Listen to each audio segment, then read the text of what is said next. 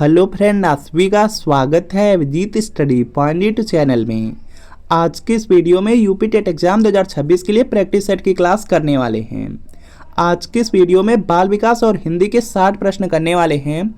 अगर इन 60 प्रश्नों में से आपके 40 प्लस प्रश्न बिल्कुल सही होते हैं तो आप यूपी टेट एग्जाम को काफ़ी अच्छे स्कोर से पास कर सकते हैं। तो आज की क्लास से कितने प्रश्न आपके बिल्कुल सही हुए हैं यह कमेंट आप जरूर कीजिएगा। आज की क्लास का आपका सबसे पहला प्रश्न है, विकास की किस अवस्था में अमूर्त, आदर्शवादी एवं तार्किक चिंतन प्रतीत होता है। तो इसका देखिए आपको सही जवाब करना है। यहाँ पे इसका राइट आंसर हो जाएगा औपचारिक संक्रियात्मक अवस्था हो जाएगा। तो यहाँ पर डी वाला बिल्कुल राइट आंसर है। जो 12 से लेकर के 15 वर्ष की आयु होती है वह आपकी औपचारिक यहाँ पे संक्रियात्मक अवस्था होती है, और जो औपचारिक संक्रियात्मक अवस्था होती है उसी में अमूर्त, आदर्शवादी और जो तार्किक चिंतन होते हैं वह प्रतीत होने लगते हैं। तो यहाँ पर डी वाला बिल्कुल राइट आंसर है। अगला प्रश्न है कि जीन पियाजे के अनुसार पूर्व संक्रियात्मक अवस्था के बच्चे कैसे होते हैं। तो इसका देखिए आपको सही जवाब करना है। तो यहाँ पे इसका राइट आंसर हो जाएगा आत्म केंद्रित होते हैं। देखिए पूर्व संक्रियात्मक अवस्था दिया गया, पूर्व संक्रियात्मक अवस्था 2 से लेकर के 7 वर्ष के जो बच्चे होते हैं उनकी होती है, और वे बच्चे आत्म केंद्रित होते हैं। तो यहाँ पर आपका ऑप्शन नंबर ए वाला बिल्कुल राइट आंसर हो जाएगा। इसके बाद देखेंगे नेक्स्ट प्रश्न है, व्यवहार अध्ययन की सबसे पुरानी विधि है। तो यहाँ पे इसका राइट आंसर हो जाएगा अंतर्दर्शन विधि हो जाएगा। जो व्यवहार अध्ययन है इसकी जो सबसे पुरानी विधि थी वह अंतर्दर्शन विधि थी। तो यहाँ पर आपका ऑप्शन नंबर ए वाला बिल्कुल राइट आंसर हो जाएगा। इस विधि में क्या होता था कि जो स्वयं का व्यवहार होता है, स्वयं के व्यवहार का अवलोकन किया जाता था। तो यहाँ पे ए वाला आपका राइट आंसर है। अगला प्रश्न है कि निम्नलिखित में से कौन मानव विकास का सही क्रम है। तो इसका देखिए आपको सही जवाब करना है। यहाँ पे इसका राइट आंसर हो जाएगा, इसमें देखेंगे सबसे पहले आपका शैशवा अवस्था आ जाएगा। शैशवा अवस्था के बाद देखेंगे बाल्यावस्था आएगी, बाल्यावस्था के बाद आपका किशोरावस्था, और किशोरावस्था के बाद प्रौढ़ावस्था आएगी। और इसमें देखेंगे जो आपकी शैशवा अवस्था रहती है वह जन्म से लेकर के लगभग 5 या 6 वर्ष के लिए रहती है। तो यहाँ पे 0 से लेकर के 6 वर्ष कर लीजिए शैशवा अवस्था। उसके बाद देखेंगे लगभग यहाँ पे 5 से 6 या 6 से लेकर के 12 तक की जो वर्ष की आयु होती है यह बाल्यावस्था होती है। उसके बाद देखेंगे आपका हो जाता है 12 से लेकर के 18 वर्ष की जो आयु होती है वह किशोरावस्था, और 18 से लेकर के यहाँ पे जो 40 तक की एज होती है यह प्रौढ़ावस्था होती है। उसके बाद 40 के बाद वाली जो एज होती है वह वृद्धावस्था के अंतर्गत आ जाती है। तो मानव विकास का यही जो क्रम आपको बताया जा रहा है यहाँ पे बी वाला, यह बिल्कुल राइट है। बी वाला बिल्कुल राइट है। अगला प्रश्न आपके सामने है कि निम्नलिखित में से कौन सा पक्ष शारीरिक विकास से संबंधित नहीं है। तो इसका देखिए आपको सही जवाब करना है। देखिए जो शारीरिक विकास है, शारीरिक विकास में नाड़ी तंत्र तो आएगा ही, शरीर का ढांचा आएगा ही, अंतःस्रावी ग्रंथियां आएंगी ही। तो यहाँ पे पूछा जा रहा है कौन संबंधित नहीं है। तो प्रत्यक्षीकरण संबंधित नहीं है। तो डी वाला राइट आंसर है। निम्नलिखित में से कौन सा एक सामाजिक प्रेरक है। तो इसका देखिए आपको सही जवाब करना है। तो यहाँ पे इसका राइट आंसर होगा, देखिए यहाँ पे जो सामाजिक प्रेरक है उसके अंतर्गत आएगा जो आपका आत्मगौरव होता है, जो आपका जैसे प्रतिष्ठा हो गई, या क्या है, या आपके हो जाएंगे सामाजिक प्रेरक हो जाएंगे। तो यहाँ पर ए वाला राइट आंसर है। जैसे आपकी जो प्रतिष्ठा होती है, इज्जत होती है, आत्मगौरव हो गया, आपकी जो सुरक्षा है, या आपकी सामाजिक अभिप्रेरक के अंतर्गत आते हैं। और दूसरा होता है जन्मजात अभिप्रेरक होता है, उसमें जैसे आपका भूख लगती है, प्यास लगती है, तो इसको जन्मजात अभिप्रेरक बोलते हैं। यह पॉइंट याद रखेंगे। अगला देखेंगे प्रश्न आपका दिया गया है, यहाँ पर देखेंगे प्रेम भी दिया गया। प्रेम आपका जैविक अभिप्रेरक है। इसके बाद देखेंगे नेक्स्ट है कि संवेग का कौन सा सिद्धांत इस विचार को मानता है कि संवेगात्मक अनुभव संवेगात्मक व्यवहार पर आधारित हैं। तो यहाँ पे इसका राइट आंसर हो जाएगा जेम्स लैंग सिद्धांत हो जाएगा। ए वाला आपका राइट आंसर है। इसके बाद देखेंगे अगला प्रश्न है कि निम्नलिखित में से कौन से कारक अधिगम को प्रभावित करते हैं। तो इसका देखिए आपको सही जवाब करना है। यहाँ पे प्रश्न दिया गया है कि निम्नलिखित में से कौन से कारक हैं जो अधिगम को प्रभावित करते हैं। तो इसमें देखेंगे इसका राइट आंसर होगा, इसमें देखेंगे संवेग भी प्रभावित करता है, परिपक्वता भी अधिगम को यहाँ पे प्रभावित करेगी, और रुचि भी प्रभावित करती है, सांस्कृतिक संदर्भ भी प्रभावित करेंगे अधिगम को। अधिगम का मतलब होता है लर्निंग या सीखना होता है। तो सीखने को ये सब प्रभावित करेंगे। तो यहाँ पर सी वाला राइट आंसर होगा। पहला, दूसरा, तीसरा, चौथा, चारों के चारों यहाँ पे सही दिए गए हैं। तो यहाँ पर क्या होगा, सी वाला राइट आंसर होगा।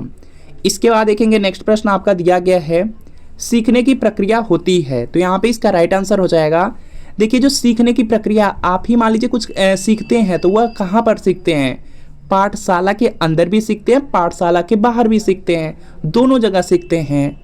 तो यहाँ पर क्या है, डी वाला बिल्कुल राइट आंसर है। आप कुछ भी सीखते हैं अपने जीवन में, कुछ भी सीखे हैं, वह देखेंगे बहुत सारी चीज़ें हैं जो विद्यालय में सीखे हैं, बहुत सारी ऐसी चीज़ें हैं जो विद्यालय के बाहर आप सीखे हैं। तो यहाँ पे क्या होगा, डी वाला बिल्कुल राइट आंसर हो जाएगा। इसके बाद देखेंगे नेक्स्ट प्रश्न आपका यहाँ पे दिया गया है। यहाँ पे नेक्स्ट प्रश्न आपका दिया गया है कि बालक की अनुबंधित उद्दीपक के समान अन्य उद्दीपकों के प्रति अनुक्रिया की प्रवृत्ति है। तो यहाँ पे इसका राइट आंसर होगा विभेदीकरण हो जाएगा। ऑप्शन नंबर सी वाला बिल्कुल राइट आंसर है। अगला है, निम्नलिखित में से किसने विकास के चरणों से जुड़े विकास सिद्धांत को प्रस्तुत नहीं किया। तो यहाँ पे इसका राइट आंसर हो जाएगा बंडूरा हो जाएगा। ऑप्शन नंबर यहाँ पे जो बी वाला दिया गया, बी वाला बिल्कुल राइट आंसर है। बी वाला बिल्कुल राइट आंसर है। देखिए दिया गया निम्नलिखित में से किसने, जो विकास के चरण है, विकास के चरण से जो जुड़े विकास के सिद्धांत है उसको किसने नहीं दिया, सिर्फ बंडूरा ने नहीं दिया, बाकी सभी लोगों ने दिया था। फ्रायड ने मनोलैंगिक जो विकास का सिद्धांत है उसको दिए थे। उसके बाद देखेंगे आपका यहाँ पर है जीन पियाजे थे, जीन पियाजे संज्ञानात्मक विकास का सिद्धांत दिए हैं, जानते ही होंगे आप लोग। फिर उसके बाद एरिक्सन है, एरिक्सन ने मनोसामाजिक सिद्धांत दिया था। तो सभी लोगों ने विकास के सिद्धांत को प्रस्तुत किया था, लेकिन बंडूरा ने नहीं किया था। तो बी वाला राइट आंसर है। स्मृति स्तर एवं बोध स्तर के शिक्षण प्रतिमान की संरचना में कौन सा सोपान उभयनिष्ठ है। तो यहाँ पे इसका राइट आंसर होगा प्रस्तुतिकरण हो जाएगा। स्मृति स्तर दिया गया है और बोध स्तर दिया गया है। जो स्मृति स्तर और जो बोध स्तर का शिक्षण प्रतिमान होता है उसकी जो संरचना रहती है, संरचना में क्या आपका कॉमन होता है वही पूछा जा रहा है। तो यहाँ पे क्या होगा, प्रस्तुतिकरण हो जाएगा। सी वाला आपका बिल्कुल राइट आंसर होगा। सी वाला क्या होगा, राइट आंसर होगा। आप लोग पढ़े होंगे जब स्मृति स्तर के सोपान पढ़ेंगे तो उसमें आता है प्रस्तावना, प्रस्तुतिकरण, स्पष्टीकरण, सामान्यीकरण और प्रयोग आता है। और जो बोध स्तर के सोपान होते हैं उसमें अन्वेषण होता है, प्रस्तुतिकरण होता है, आत्मीकरण होता है, व्यवस्था होता है, वर्णन या अभिव्यक्तिकरण होता है। तो उसमें देखेंगे प्रस्तुतिकरण कॉमन हो जा रहा है, वही कॉमन वाला पूछा जा रहा है। तो यहाँ पे देखेंगे सी वाला राइट आंसर है। निम्न में से कौन सा कार्य क्षेत्र में व्यापक है। तो यहाँ पे इसका राइट आंसर हो जाएगा शिक्षण रणनीति। शिक्षण रणनीति हो जाएगा। ऑप्शन नंबर ए वाला बिल्कुल राइट आंसर है। इसके बाद देखेंगे नेक्स्ट प्रश्न है कि शैशवावस्था के लिए उत्तम शिक्षण विधि है। तो यहाँ पे इसका राइट आंसर होगा, देखिए जो शैशवावस्था होती है, आपको भी पता है कि जो शैशवावस्था होती है वह 0 से लेकर 6 वर्ष की होती है। और इस अवस्था में देखेंगे यहाँ पे दिया गया उत्तम शिक्षण विधि है, मतलब सबसे अच्छी यहाँ पे कौन सी शिक्षण की विधि है। तो उसके लिए यहाँ पे मांटेसरी जो विधि है यह भी बेस्ट है, खेल विधि भी अच्छी है, किंडरगार्टन विधि भी है। तो उत्तम तीनों की तीनों ही हैं। तो यहाँ पे क्या होगा, डी वाला राइट आंसर होगा। डी वाला बिल्कुल यहाँ पे क्या होगा, राइट आंसर हो जाएगा। और इस समय देखेंगे यही जो शिक्षण पद्धति है यही आपके यहाँ पे अब हो चुकी है, जिसको आप लोग बोलते हैं प्ले वे स्कूल बोलते हैं। जो प्ले वे स्कूल होते हैं उसमें देखेंगे यही पद्धति आपकी अपनाई जाती है। इसके बाद देखेंगे नेक्स्ट है कि निरीक्षण विधि में किया जाता है। तो यहाँ पे इसका राइट आंसर होगा निरीक्षण विधि दिया गया, मतलब निरीक्षण विधि में क्या करेंगे, दूसरों के व्यवहार का अध्ययन करेंगे।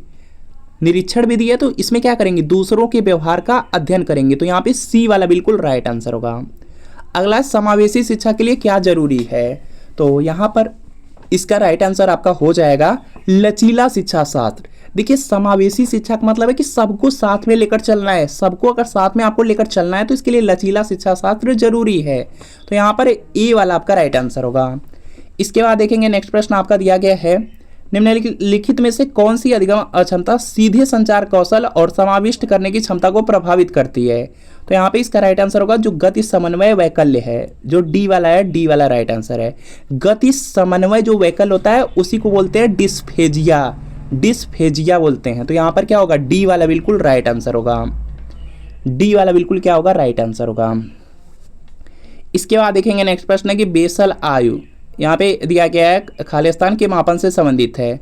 बेसल आयु दिया गया, इसका संबंध है बुद्धि के मापन से यह संबंधित है। तो यहाँ पर देखेंगे आपका ऑप्शन नंबर बी वाला राइट आंसर होगा। और यह जो अवधारणा है जो बिने साइमन बुद्धि परीक्षण है उसमें दिया गया है। तो यहाँ पे बी वाला राइट आंसर है।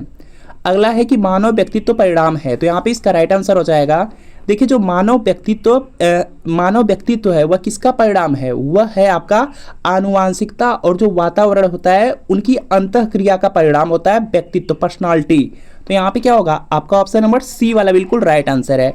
आनुवांशिकता और वातावरण की जो अंतःक्रिया है वही मानव व्यक्तित्व है। तो यहाँ पर आपका ऑप्शन नंबर सी वाला बिल्कुल राइट आंसर है। अगला प्रश्न आपके सामने है यहाँ पर कि व्यावसायिक निर्देशन का प्रयोग सर्वप्रथम किसने किया? तो यहाँ पे इसका राइट आंसर हो जाएगा पार्सन्स ने किया था। पार्सन्स ने किया था, तो यहाँ पर आपका ऑप्शन नंबर बी वाला बिल्कुल राइट आंसर है। इसके बाद देखेंगे नेक्स्ट प्रश्न आपका दिया गया, बच्चों के बौद्धिक विकास के 4 सुस्पष्ट स्तरों को पहचाना गया था। तो यहाँ पे इसका राइट आंसर हो जाएगा यह जिन पियाजे थे, जिन पियाजे के द्वारा ही यहाँ पे पहचाना गया था। जो बच्चों के बौद्धिक विकास के 4 सुस्पष्ट स्तर हैं वह जिन पियाजे द्वारा बताए गए थे, तो डी वाला राइट आंसर है। उसमें भी बताया गया था कि संवेदी गामक अवस्था जो कि 0 से 2 वर्ष, पूर्व संक्रियात्मक अवस्था 2 से 7 वर्ष, मूर्त संक्रियात्मक अवस्था थी 7 से 11 वर्ष और औपचारिक संक्रियात्मक अवस्था थी जो कि 11 से 15 वर्ष की थी। तो जिन पियाजे ने बताया है, तो यहाँ पर डी वाला बिल्कुल राइट आंसर है। और इसी को यहाँ पर देखेंगे जो संज्ञानात्मक विकास का सिद्धांत कहा जाता है, इसी पॉइंट को कहा जाता है। यह पॉइंट याद रखेंगे। चिंतन संज्ञानात्मक पक्ष में एक मानसिक क्रिया है, यह कथन दिया गया है। तो यहाँ पर इसका राइट आंसर होगा, यह राश ने कहा था। राश ने कहा था कि चिंतन संज्ञानात्मक पक्ष में एक मानसिक क्रिया है। तो यहाँ पर डी वाला बिल्कुल राइट आंसर होगा। अगला प्रश्न आपके सामने है कि निम्नलिखित में से कौन सा एक सही क्रम है? तो यहाँ पर इसका राइट आंसर हो जाएगा यहाँ से, देखिए अंडाणु, शुक्राणु, उसके बाद युग्मनज होता है, उसके बाद ब्लास्टोसिस्ट होता है। तो यहाँ पर क्या होगा, आपका ऑप्शन नंबर डी वाला राइट आंसर होगा।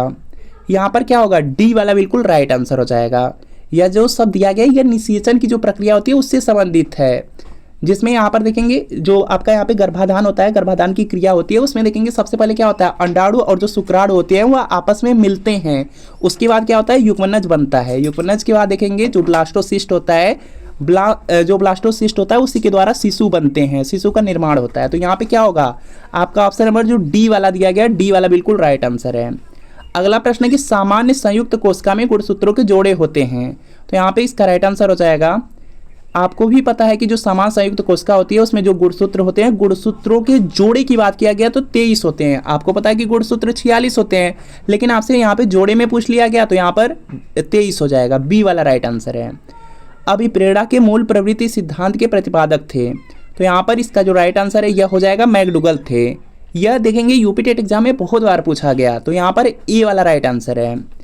अगला प्रश्न है कि बीएफ स्किनर के अनुसार बच्चों में भाषा का विकास होता है। तो यहाँ पे इसका राइट आंसर होगा अनुकरण और प्रबलन के फलस्वरूप होता है। जो बीएफ स्किनर थे उन्होंने बताया कि बच्चों में जो भाषा का विकास होता है वह अनुकरण और जो प्रबलन होता है उसके फलस्वरूप होता है। तो यहाँ पर आपका ऑप्शन नंबर ए वाला बिल्कुल राइट आंसर है। इसके बाद देखेंगे नेक्स्ट प्रश्न आपका दिया गया है 27 नंबर का प्रश्न है कि निम्न में से कौन सा लक्षण किसी मापक उपकरण के लिए सर्वाधिक वांछनीय है? तो यहाँ पे इसका राइट आंसर होगा वैधता। ऑप्शन नंबर जो बी वाला दिया गया, बी वाला बिल्कुल राइट आंसर है। अगला प्रश्न है कि सीखे हुए ज्ञान, कौशल या विषय का अन्य परिस्थितियों में उपयोग करने को कहते हैं, और यही प्रश्न यूपी टेट में कई बार पूछा गया। तो यहाँ पे इसका राइट आंसर हो जाएगा, उसको सीखने का स्थानांतरण कहा जाता है। और सीखने का स्थानांतरण भी 3 तरीके से होता है, एक तो धनात्मक स्थानांतरण होता है, दूसरा ऋणात्मक होता है, तीसरा होता है शून्य स्थानांतरण होता है। तो यहाँ पर देखेंगे आपका ऑप्शन नंबर बी वाला बिल्कुल राइट आंसर है। अगर आप भी कुछ भी सीखे हुए हैं, सीखा हुआ कोई ज्ञान है या कौशल है या विषय है, उसका कोई अन्य परिस्थिति में उपयोग कर ले रहे हैं तो उसी को सीखने का स्थानांतरण बोलेंगे। तो बी वाला राइट आंसर है। अगला प्रश्न है यहाँ पे खाली स्थान दिया गया, ने प्रयत्न व भूल के सिद्धांत का प्रतिपादन किया था। तो यहाँ पे इसका राइट आंसर होगा थांडाइक ने। जो प्रयास और जो त्रुटि है, या जो प्रयत्न और त्रुटि है, या जो प्रयत्न व भूल है, यह जो सिद्धांत है थांडाइक ने दिया है। सी वाला राइट आंसर होगा। और यूपी टेट एग्जाम में कम से कम 3-4 बार पूछा गया प्रश्न, बहुत ज़्यादा इंपॉर्टेंट है, याद रखेंगे। निम्न में कौन सा परामर्श का एक तत्व नहीं है? तो यहाँ पे इसका राइट आंसर होगा, देखिए परामर्श में क्या होता है, साक्षात्कार, संप्रेषण, विश्वास होंगे। यहाँ पर जो वृत्तिक वृद्धि दिया गया है यही नहीं होगा, तो ए वाला आपका राइट आंसर है। अगला देखेंगे प्रश्न है, और अगला प्रश्न हिंदी से है।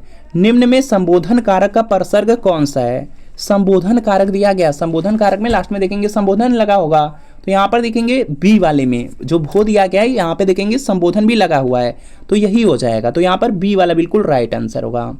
अगला देखेंगे प्रश्न आपका है कि स्वरों के उच्चारण में लगने वाले समय को कहते हैं। तो यहाँ पे इसका राइट आंसर होगा, स्वरों के उच्चारण में जो लगने वाला समय होता है उसको कहा जाता है मात्रा। तो यहाँ पर क्या होगा, आपका ऑप्शन नंबर ए वाला बिल्कुल राइट आंसर होगा। अगला है अ, आ, क, ख, ग, घ, ङ आदि का उच्चारण किससे होता है? तो यहाँ पे इसका राइट आंसर होगा कंठ से होता है। ये सब आपके आते हैं क वर्ग में।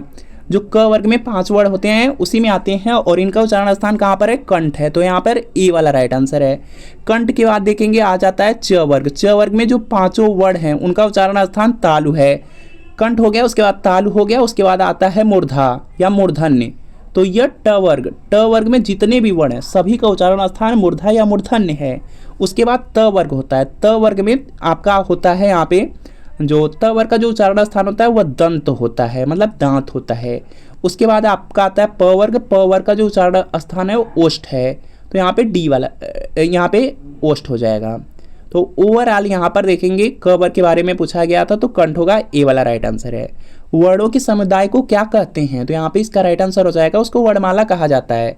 वर्णों का जो समुदाय होता है उसको वर्णमाला कहा जाता है, ए वाला राइट आंसर है। निम्नलिखित शब्दों में से स्वर संधि को पहचानिए, तो यहाँ पे इसका राइट आंसर हो जाएगा।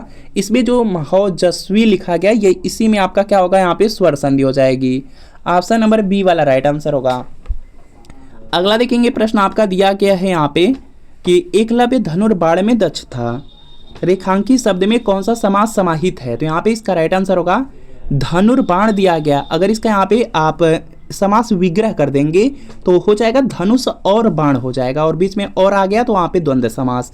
ऑप्शन नंबर यहाँ पर डी वाला बिल्कुल राइट आंसर होगा। धनुर्बाण में आपका द्वंद्व समास है। राकेश का अपहरण हो गया। व्याकरण की दृष्टि में यहाँ पे रेखांकित शब्द क्या है, अपहरण के बारे में पूछा जा रहा है। यह उपसर्ग हो जाएगा, यहाँ पर देखेंगे उपसर्ग हो जा रहा है तो यहाँ पे सी वाला राइट आंसर है। इसमें बेसिकली अप ही यहाँ पे अंडरलाइन रहेगा। अगला है कि ओह वह गिर पड़ा। रेखांकित शब्द का अव्यय का प्रकार बताइए, तो यहाँ पे इसका राइट आंसर हो जाएगा, यहाँ पर होगा ओह वह गिर पड़ा।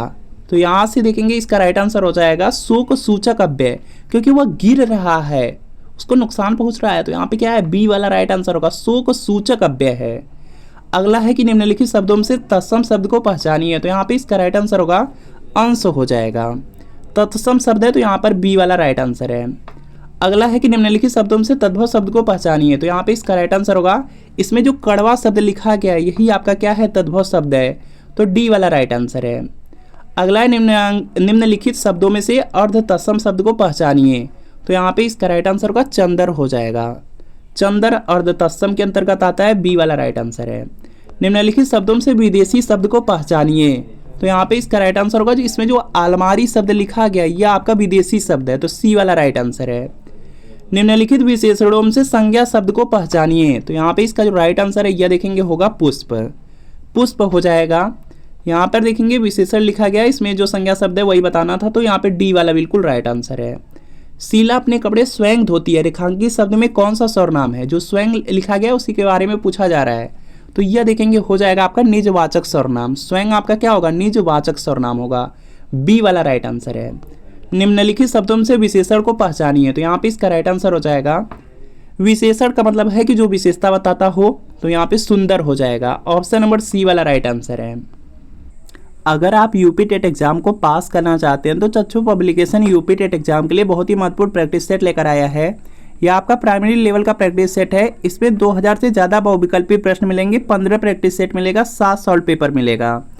यहाँ पर बुक का कवर पेज आप लोग देख सकते हैं, और इस बुक में सबसे पहले विषय सूची मिल जाएगी। विषय सूची में देखेंगे 10 साल का यहाँ पे सॉल्व पेपर दिया गया है। टोटल 7 यहाँ पे सॉल्व पेपर रहेंगे, 15 प्रैक्टिस सेट रहेगा, और बुक आप लोग देख सकते हैं काफ़ी अच्छी तरीके से इस बुक में प्रैक्टिस सेट और सॉल्व पेपर को दिया गया है। और यहाँ पे जो प्रैक्टिस सेट या सॉल्व पेपर रहेंगे उसके बाद देखेंगे आंसर शीट मिलेगी। आंसर शीट के बाद देखेंगे एक एक प्रश्न का काफ़ी अच्छी तरीके से इसमें एक्सप्लेनेशन किया गया है। और जो चक्षु पब्लिकेशन की यहाँ पे यूपी टेट एग्जाम की बुक है, इसको आप लोग ऑनलाइन और ऑफलाइन दोनों तरीके से परचेज कर सकते हैं। अगर ऑफलाइन परचेज करना है तो बुक का कवर पेज दिखा करके किसी बुक स्टोर से परचेज कर सकते हैं। अगर ऑनलाइन परचेज करना है तो वीडियो के नीचे डिस्क्रिप्शन बॉक्स में लिंक मिलेगी, लिंक को क्लिक करके इन बुक को ऑर्डर कर सकते हैं।